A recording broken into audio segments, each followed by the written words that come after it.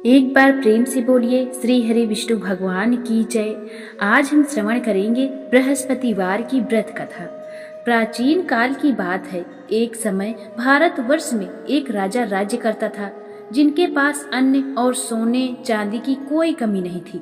राजा बड़ा प्रतापी व दान देने वाला था। वह प्रतिदिन विष्णु भगवान के मंदिर में जाया करता था और वहां विष्णु भगवान की पूजा करता तथा ब्राह्मणों को आदर करता और मन क्रम वचन से शुद्ध रहता। और उसका दरबार धर्म द्वार के नाम से सब दीनहीन नर नारियों के लिए खुला हुआ था। वह सबकी इच्छाओं को पूर्ण करता था। राजा किसी बात की चिंता नहीं करता था। राजा की यह बात रानी को सुहाती न थी, इसलिए वह किसी भिक्षार्थी को कभी कुछ नहीं देती थी। दिन रात घर के कामों में व्यस्त रहती थी, व्रत भी नहीं करती थी और राजा को भी व्रत के लिए मना किया करती थी। एक दिन की बात है, बृहस्पतिवार के दिन, जिस समय राजा वन की ओर शिकार खेलने गए हुए थे। घर पर रानी दासी घर के काम काज में लगी हुई थी।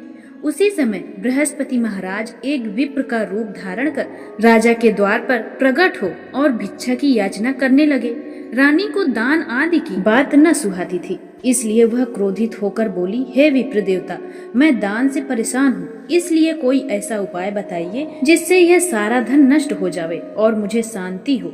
विप्र रानी की बात सुनकर आश्चर्य में पड़ गए और सोचने लगे कि आज तक मुझे ऐसी स्त्री कोई भी नहीं दिखी जिसको धन आदि की तनिक भी इच्छा न हो और वह धन से घृणा करती हो। इसलिए विप्र ने रानी से कहा, हे रानी, तुम बहुत ही विचित्र स्त्री हो। मैंने आज तक कोई ऐसी स्त्री नहीं देखी जिसे धन और पुत्र की चाह न हो। पापनी भी कुछ चाहती है। अगर तुम्हारे पास धन आदि है तो उसे पुण्य कार्य में लगाओ, भूखों को भोजन कराओ, गर्मी में प्याव लगाओ, विप्रों को धन दो, कुआं तालाब सड़कें मंदिरों का निर्माण करवाओ। प्रत्येक गुरुवार के दिन बृहस्पति देव की पूजा व्रत करो, कथा सुनो जिससे स्वर्ग की प्राप्ति होगी, अति सुख मिलेगा और कुल का नाम उज्जवल होगा। रानी इन सब बातों को सुनकर और क्रोधित होने लगी और बोली, हे विप्र देवता, यह सब कार्य मेरे पतिदेव करते हैं, पर मुझे यह सब नहीं सुहाता, इसलिए आप इस तरह के सुझावों को मेरे सामने प्रस्तुत ना करें और यह उपाय बताइए जिससे संपूर्ण धन नष्ट हो जाए। यह सुनकर विप्रदेव अधिक चिंतित हुए, पर रानी चाहती थी कि उनके पास से सारा धन चला जाए। विप्र ने कहा, हे रानी, जब आप स्वयं यही चाहती हो तो ऐसा ही होगा। मैं तुमको उपाय बताता हूँ।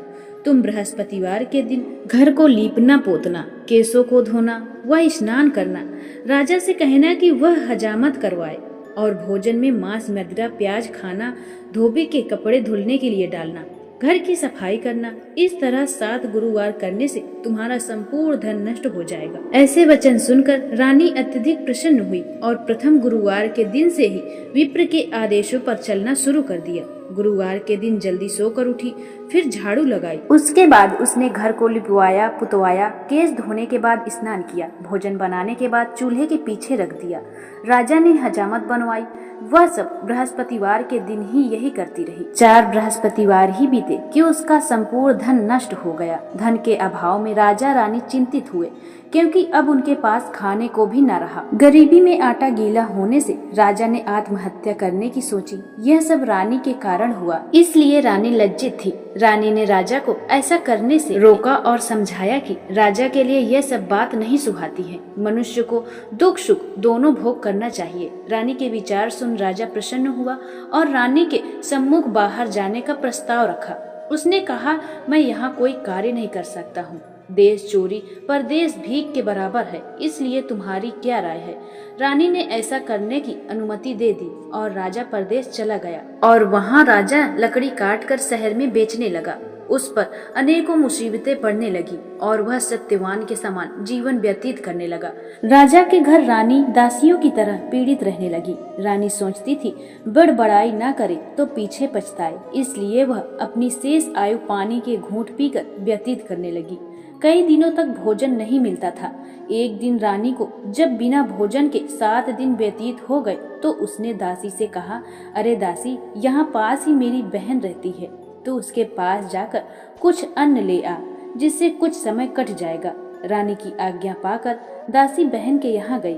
उस समय वह बृहस्पति देव की कथा में लीन थी। दासी ने रानी की बात को उसके सम्मुख कई बार दोहराया, लेकिन उसने कोई उत्तर नहीं दिया। वह बृहस्पति महाराज की कथा में लीन थी, जिससे उसे दासी की आवाज ही न गूंजी। क्रोधित हो वह महल की ओर वापस चल दी। पहुंचने पर वह बोली कि तुम्हारी बहन तो बहुत अमीर है, इन छोटों की ओर जरा भी ध्यान नहीं करती है। मैंने तुम्हारी बात को कई बार दोहराया, परंतु वह मुंह से हाँ नहीं की। रानी ने कहा, दासी, इसमें किसी का क्या दोष है? आपत्ति आने पर अपने भी पराये हो जाते हैं। दुष्ट व मित्र की परख इसी समय में की जा सकती है। जो भगवान चाहेंगे अब वही होगा। कोई भी भाग्य तो नहीं बदल सकता है। यह सब तो हमारी किस्मत का फल है, भोग रहे हैं।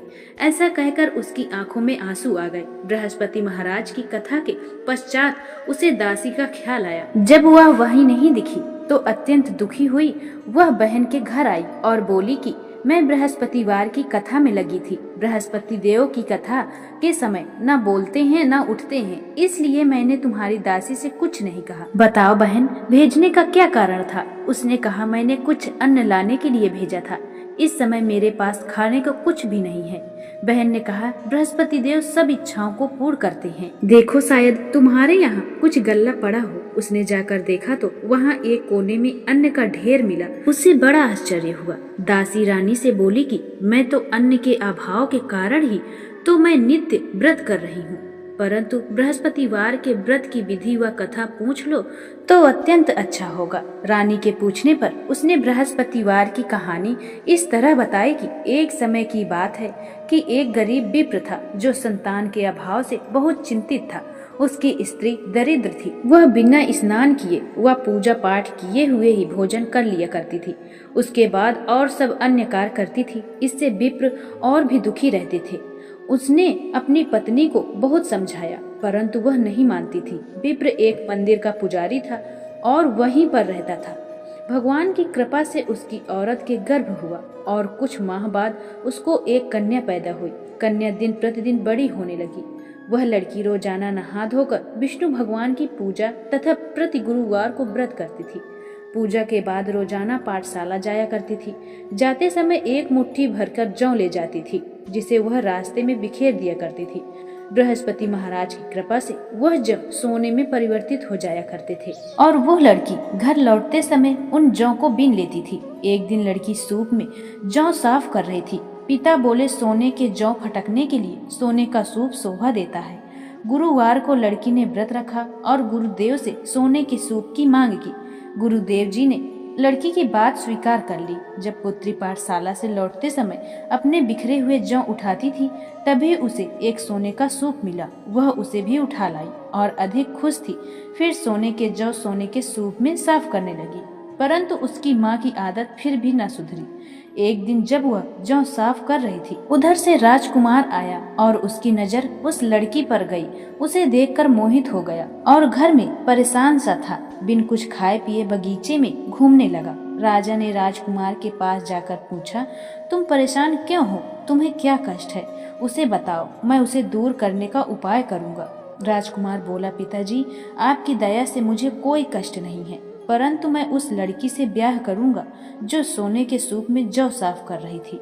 राजा को आश्चर्य हुआ और बोला, बेटा, तुम ऐसी लड़की का पता बताओ, मैं तेरा ब्याह अवश्य करा दूंगा। राजा ने मंत्री को विप्र के पास भेजा और मंत्री ने विप्र को सब बात बता दी। वह अपनी लड़की की शादी राजकुमार के साथ करने को तैयार हो गया। कुछ समय बाद लड़की की शादी का समय निकट आया तो विप्र को धन की अत्यधिक चिंता हुई, जिससे कि वह अपनी लड़की की शादी राजकुमार के साथ धूमधाम से करा सके। वह एक सेठ के पास गया और ब्याज पर रुपए उधार ले आया। शादी खूब धूमधाम के साथ किया।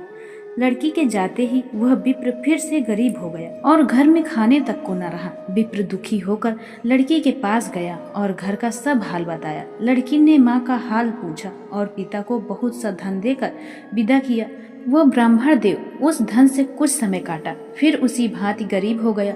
विप्र फिर धन के लिए लड़की के पास गया, सब समाचार बताए। लड़की बोली, आप माता जी को यहाँ भेज दीजिए।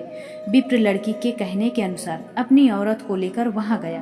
पुत्री ने माँ को बहुत समझाया। बोली, तुम नित्य सवेरे सर्वप्रथम स्नान करो, फिर विष्णु भगवान की पूजा करो, तब फिर और काम करो, जिससे तुमको कोई कमी नहीं रहेगी। माँ ने उस पुत्री की एक न मानी और सुबह उठकर जो जूठन मिला उसको खा लिया करती थी और पुत्री के पूछने पर कहती, मैं तो बेटी खा चुकी हूँ। माँ की जिद पर क्रोधित हुआ करती थी।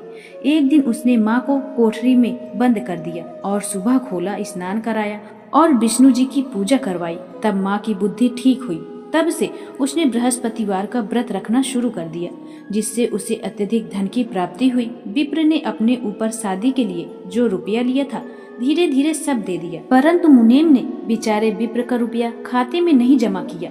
वह रुपया खुद हजम कर गया। तो सेठ ने मुनीम से पूछा कि ब्राह्मण ने कितना रुपया तुम्हें वापस दिया है। तब मुनीम खाता देखने लगा और सेठ से बोला कि हे सेठ, उसने अभी हमें एक पाई भी नहीं चुकाई। यह सुन सेठ बड़ा क्रोधित हुआ और उस विप्र को बुलाकर बोला, तूने अभी तक एक पाई भी नहीं दिया, इसका क्या कारण है? विप्र साहूकार से बोला, मैंने मुनीम को एक एक पाई चुका दी है, अब हमारे ऊपर आपका कोई उधार शेष नहीं है। साहूकार बोला, अगर तूने रुपया दे दिया होता तो मेरे खाते में जमा होता। रुपया किसके सामने दिया है, इसका कौन गवाह है? विप्र बोला, मेरा कोई भी गवाह नहीं है। मैं जिस ईश्वर की पूजा करता हूँ वह जगदीश मेरा गवाह है। सेठ ने क्रोधित हो विप्र को घर से निकाल दिया और बोला, शीघ्र ही रुपया चुकाओ, नहीं नालिश कर दूंगा। विप्र ने कई मास बीतने पर रुपया नहीं दिया, क्योंकि वह सब दे चुका था। सेठ ने विप्र के ऊपर नालिश कर दी। जब वह राजा के सामने पेश किया गया तो सेठ ने कहा, मैंने इसको कर्ज में रुपया दिया था, इसने अभी तक मुझे कुछ नहीं लौटाया और कहता है कि मैंने आपकी रकम लौटा दी और कहता है कि कैसा रुपया। जब मुनीम से पूछा गया तो मुनीम बोला, अभी इसने कुछ नहीं लौटाया, खाते भी इसके गवाह हैं, इसने अभी तक कुछ रुपया नहीं दिया। विप्र बोला, हे राजा, मैंने मुनीम को सारा रुपया दे दिया है, इसके लिए हमारे जगदीश गवाह हैं। विप्र के बयान के अनुसार जगदीश को 3 बार आवाज दी गई। बृहस्पति देव ने अपने भक्त पर मुसीबत और लगन देखकर वे स्वयं साधु के रूप में जगदीश के नाम पर तीसरी बार आवाज देने पर प्रकट हो गए और बोले, जगदीश मैं हूँ, मेरे सामने ही इसने सेठ के रुपए दिए थे। वह खाते के पन्ने व नंबर भी बता दिया जिसमें विप्र के सब रुपया जमा हुए थे। बृहस्पति देव ने इतना बताया और लोप हो गए। सब आश्चर्यचकित रह गए, यह जगदीश कैसे यहाँ आए? सेठ और मुनीम अपना मुंह लेकर वापस चले गए। विप्र मरने पर स्वर्ग को प्राप्त हुआ। उन्हीं ने बताया कि बृहस्पतिवार का व्रत रखने से मनचाहा फल मिलते हैं। उस दिन से रानी और दासी बृहस्पतिवार की पूजा तथा व्रत करने का निश्चय किया। रानी और दासी ने गुरुवार के दिन व्रत रखा। दासी पड़ोस में चने की दाल और गुड़ मांग लाई और उसी से गुरुदेव महाराज का पूजन किया। खाने में पीले भोजन की जरूरत हुई, जिसके लिए रानी और दुखी हुई। गुरुदेव महाराज दोनों के प्रेम को देखकर बहुत खुश हुए। उनका कष्ट देखा न गया तो रानी के द्वार पर 2 थाल में पीले भोजन को लेकर प्रकट हो गए। दासी को दोनों थाल देते हुए गुरुदेव ने कहा, ये भोजन तुम्हारे और रानी के लिए। इतना कहकर गुरुदेव महाराज वहाँ से अंतर्ध्यान हो गए। दासी अत्यंत खुश हुई और उसने रानी से खाना खाने को कहा। रानी को यह बात मालूम न थी, इसलिए वह बोली, दासी क्यों मेरी हंसी उड़ा रही है? दासी ने कहा, मैं हंसी नहीं करती हूँ, अभी एक साधु 2 थाल में खाना दे गए हैं और दोनों को खाने के लिए कहा है। रानी और दासी पहले गुरुदेव को प्रणाम किया और फिर खाना खाया। उस दिन से उन दोनों ने हर गुरुवार के दिन गुरुवार का व्रत विष्णु भगवान की पूजा करना शुरू कर दिया। गुरुदेव महाराज बहुत खुश हुए और रानी तथा दासी पहले की भांति धन युक्त हो गए। रानी ने फिर आलस करना शुरू कर दिया। दासी ने रानी से कहा, तुम पहले भी इस प्रकार आलस किया करती थी, इसलिए धन का लोभ हो गया था। अन्न के कारण हमें बहुत से दुखों का सामना करना पड़ा और राजा का अभी कोई समाचार नहीं मिला, इसलिए अब इस धन को पुण्य कार्य में लगाओ, जैसे कुआं, तालाब, मंदिर, बगीचे, सड़क आदि बनवाओ। विप्रों को दान दो, गरीबों की इच्छाओं की संतुष्टि करो, गर्मियों में प्याओं, कुंवारी कन्याओं का विवाह कराओ, जिससे तुमको शांति मिलेगी और कुल का नाम ऊंचा होगा। पितर खुश होंगे और राजा का भी पता लग जाएगा। रानी ने दासी की कथानुसार सब कार्य किए, जिससे उनको यश की प्राप्ति हुई। एक दिन रानी राजा के बारे में सोचकर रोने लगी। दासी के पूछने पर बताया कि पता नहीं राजा इस समय किस मुसीबत पर पड़े होंगे, उनका अभी तक कोई समाचार नहीं मिला। तो फिर दासी ने रानी को समझाया और बोली, इस तरह रोने से कुछ नहीं होगा, तुमको गुरुदेव की पूजा करनी चाहिए, उन्हीं की कृपा से वे हमें मिल जाएंगे। दोनों ने मिलकर गुरुदेव महाराज से ऐसी प्रार्थना की कि गुरुदेव ने राजा को रात्रि में स्वप्न में दर्शन दिए और बोले कि राजा, तेरी रानी बहुत याद करती है, इसलिए तुझे रानी के पास अवश्य जाना चाहिए। राजा की आंख खुलने के बाद सोचने लगा कि औरत तो सोने और खाने के साथ दिया करती है, रानी मुझे क्यों याद करती है। राजा ने इस स्वप्न के पहले भी गुरुदेव जी के दर्शन एक साधु के रूप में हुआ था। जिस समय विदेश में राजा जंगल में लकड़ी लाकर शहर में बेचता था, एक दिन राजा लकड़ी काटता था और पुरानी बातें सोचकर रोने लगा। उसी दिन गुरुदेव महाराज एक साधु के भेष में आए और राजा से चिंता का कारण पूछा। राजा के नेत्रों में आंसू आ गए। उसने धैर्य से साधु के चरणों में शीश नवाया और बोले, हे गुरुदेव, आप सब जानते हैं। राजा ने सारी बात बताई और बोले, साधु दयालु होते हैं, आप मुझ पर कृपा करें जिससे मेरे सब दुख दूर हो जाएं। साधु ने बताया, तेरी औरत ने गुरुदेव महाराज का अनादर किया जिससे तेरी यह दशा हुई। अब तुम चिंता न करो, भगवान पहले से ज्यादा धन देंगे। तेरी औरत ने बृहस्पतिवार का व्रत रहना शुरू किया है, अब तुम्हें भी चाहिए कि तुम खुद व्रत रहो, गुरुदेव महाराज की पूजा विधि से करो जिससे कि भगवान तेरी सभी इच्छाएं पूरी करेंगे। अब तुम चिंता न करो। राजा ने साधु को खुश देखकर बोला कि मेरे पास इतना धन भी नहीं है जो मैं रानी के समाचार जान सकूं। साधु ने राजा को बृहस्पति देव की कहानी सुनाई और अंतर ध्यान हो गए। राजा को गुरुवार के दिन उसे दुगना धन मिला जिससे उसने विष्णु की पूजा की, परंतु कथा को भूल गया। एक दिन उस नगर के राजा ने विशाल यज्ञ किया और नगर में यह सूचना दे दी कि कोई भी व्यक्ति अपने घर में चूल्हा न जलाए, सभी लोग राजा के आज्ञानुसार यज्ञ का पालन करें। परंतु उस बेचारे लकड़हारे को वहां पहुंचने में देर हो गई, इसलिए राजा उसे भोजन करा रहा था। रानी की निगाह उस स्थान पर पड़ी जहां उसने अपने जेवर रखे थे। वहां पर कुछ भी न दिखने पर रानी आश्चर्य में पड़ गई और लकड़हारे को चोर समझकर उसे जेल में बंद करा दिया। जेल खाने में लकड़हारे ने सोचा कि मैंने कौन सा पाप किया जिसके कारण नित्य नई मुसीबतें आती हैं। तब उसी साधु की याद आई जो जंगल में था। उसकी मुसीबत देखकर गुरुदेव जी फिर प्रकट हुए और कहा कि अरे मूर्ख, तुमने गुरुदेव महाराज की कथा नहीं कही थी जिसके कारण तुझे यह कष्ट मिला। चिंता न कर, अब की बृहस्पतिवार को इसी जगह पर कुछ धन मिलेगा जिससे गुरुदेव का पूजन करना, सब कष्ट तेरे दूर हो जाएंगे।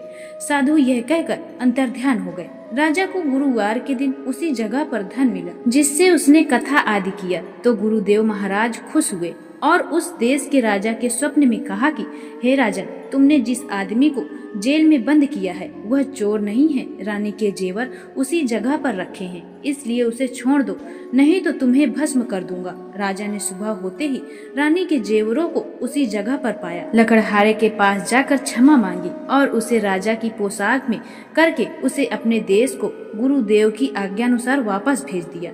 राजा अपने देश में पहुंचा तो आश्चर्य हुआ क्योंकि अब वहां पहले से अधिक तालाब, बाग, धर्मशालाएं, मंदिर, कुएं आदि थे। राजा के पूछने पर पता लगा कि यह रानी और दासी के हैं। तब राजा को आश्चर्य हुआ और क्रोध आया। रानी को जब राजा का समाचार मिला तो वह द्वार पर आई और पति से मिलकर बहुत खुश हुई। राजा ने क्रोध में आकर अपनी तलवार निकाली और पूछा, यह धन कहाँ से आया? तब रानी बोली, यह धन गुरुदेव के व्रत से प्राप्त हुआ। राजा का क्रोध शांत हुआ और उस दिन से 3 बार गुरुवार की कथा पूजन करना शुरू कर दिया। राजा ने नित्य व्रत करने लगा। राजा के पास हर समय चने की दाल रहती थी।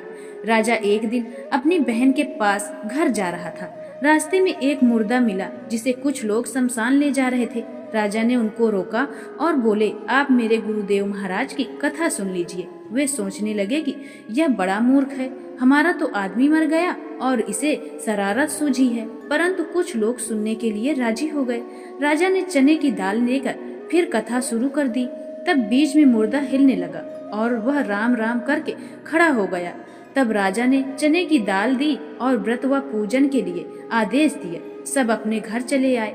मार्ग में राजा को एक औरत मिली। उसके लड़के को सर्प ने डस लिया था, वह रो रही थी। राजा ने उसे भी बृहस्पतिवार की कथा सुनने को कहा, परंतु पहले वह औरत राजी न हुई, बाद में राजी हो गई और कथा के अंत में पुत्र अच्छा हो गया।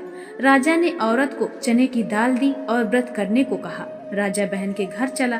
आगे एक किसान मिला जो खेत जोत रहा था। राजा ने उसे कथा सुनने को कहा। तब वह बोला, जाओ तुम अपना काम करो, हम इस समय कुछ नहीं सुनेंगे। जब तक तुम्हारी कथा सुनेंगे तब तक हम खेत जोत लेंगे। राजा आगे बढ़ा तो उसका बैल चोट लगने से गिर गया और उसके सिर में दर्द हुआ। जब उसकी माँ खाना लेकर आई और पुत्र से हाल जाना तो राजा के पास गई और बोली, मैं कथा सुनूंगी। राजा ने उसे कथा सुनाई, जिससे किसान और बैल ठीक हो गए। राजा बुढ़िया से गुरुवार की कथा व्रत करने को कहा। राजा बहन के यहाँ पहुँचा तो बड़ा आदर सत्कार हुआ। सवेरे राजा सोकर उठा तो देखा सब लोग भोजन कर रहे हैं। बहन से पूछा तो पता चला यहाँ सब लोग पहले भोजन करते हैं, बाद में काम करते हैं। राजा बोला, यहाँ कोई ऐसा व्यक्ति है जिसने भोजन ना किया हो तो मैं ऐसे आदमी को कथा सुनाऊंगा। बहन बोली, यहाँ ऐसा कोई व्यक्ति नहीं है, मैं पड़ोस में देखती हूँ। पड़ोस में एक किसान का पुत्र था जो बीमार से बहुत दिनों से पड़ा था, कुछ भी खाया पिया नहीं था। राजा ने वहां जाकर बृहस्पतिवार की कथा सुनाई, जिससे उसके पुत्र का बुखार ठीक हो गया और बाद में सब लोगों ने भोजन किया। राजा बहन से बोला, मैं अब घर चलता हूँ और तुम भी तैयार हो जाओ। सास ने बहू को तो जाने को कह दिया, परंतु पुत्र को नहीं। राजा बोला, जब पुत्र नहीं जाएंगे तो बहन तुम जाकर क्या करोगी। सास ने लड़कों को जाने के लिए इसलिए मना किया क्योंकि राजा के यहाँ कोई संतान न थी। राजा दुखी होकर अकेले लौट आया। राजा ने रानी से कहा, मेरे कोई संतान नहीं है जिससे मेरा वंश चल सके, इसलिए हमारा जीवन बेकार है। रानी राजा को धैर्य देकर बोली, जब गुरुदेव जी ने हमारी सभी इच्छाएं पूर्ण की है तो वह संतान भी अवश्य देंगे। रानी के कुछ माह बाद गर्भ हुआ, जिससे पुत्र की प्राप्ति हुई। राजा ने रानी से कहा, औरत जात बिना खाए रह सकती है, परंतु बिना बात कहे नहीं रह सकती। जब मेरी बहन आए तो तुम उससे कुछ कहना मत। रानी बोली, ठीक है। राजा की बहन को जब यह संदेश मिला तो वह बधाई लेकर आई। रानी बोली, घोड़ा चढ़ नहीं आई। बहन बोली, अगर हम ऐसा न कहते तो तुमको पुत्र कैसे प्राप्त होता। जो भी मनुष्य मन, क्रम, वचन और शुद्ध हो कथा सुनता है, विधि पूर्वक व्रत करता है, उसको बृहस्पति देव की कृपा से मनोवांछित फल अवश्य मिलता है। एक बार प्रेम से बोलिए, बृहस्पति भगवान की जय। और जाते जाते कमेंट में जय बृहस्पति देव अवश्य लिखें। जय श्री कृष्ण।